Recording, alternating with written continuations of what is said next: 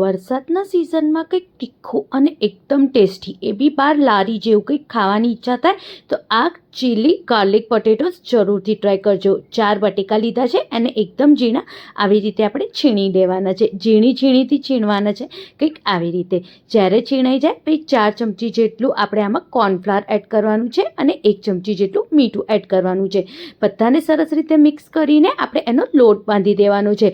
પાણી સહેજ બી નથી નાખવાનું અને આવી રીતે લોટ બાંધી દઈએ। પછી હાથ ઉપર થોડું તેલ લગાવીને આવી રીતે નાના એના બોલ્સ રેડી કરી દેવાના છે।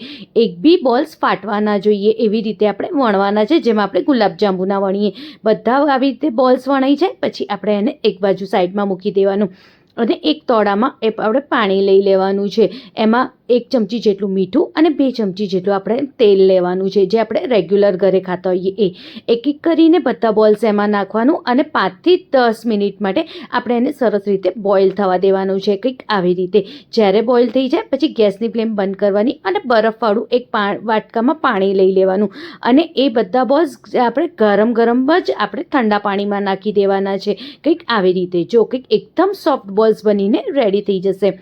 હવે 10 થી 12 લસણની કળી અને 3 થી 4 લીલા મરચાં જે સહેજ તીખા હોવા જોઈએ અને એક નાનો કટકો આદું કરીને એની પેસ્ટ કરી નાખવાની। એક ખાંડની દસ્તામાં 1 ચમચી જેટલું મીઠું અને 1 ચમચી જેટલી આપણે ખાંડ લેવાની અને 1.5 ચમચી જેટલું આપણે કાશ્મીરી લાલ મરચું લેવાનું। બધાને સરસ રીતે આપણે ખાંડી દેવાનું અને સાઈડમાં મૂકી દેવાનું। હવે એક તોડામાં 2 મોટા ચમચા જેટલું આપણે તેલ લેવાનું છે। મેં અહીંયા સિંગ તેલનો ઉપયોગ કર્યો છે। પછી જે આપણે આદું લસણ મરચાંની જે પેસ્ટ ક્રશ કરી હતી એ એડ કરી દેવાની। એ થોડીક વાર જ્યારે શેકાઈ જાય પછી એમાં જે આપણે મસાલો રેડી કર્યો હતો લાલ મિરચી મીઠું અને ખાંડવાળો એ એડ કરી દેવાનો છે।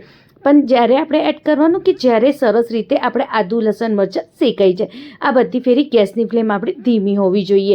હવે અડધી વાટકી જેટલી કોથમીર એડ કરવાની, 2 ચમચી જેટલું આમાં સફેદ તલ એડ કરવાનું અને 1 ચમચી જેટલું સોયા સોસ એડ કરવાનું। બધાને સરસ રીતે મિક્સ કરી દેવાનું અને જે બોલ્સ આપણે સાઈડમાં મૂક્યા હતા ઠંડા પાણીમાં, હવે ઠંડા પાણીમાંથી કાઢીને એની અંદર મિક્સ કરી દેવાનું અને રેડી છે આપણું ચીલી ગાર્લિક પોટેટો। આ ખાવામાં બહુ જ ટેસ્ટી છે।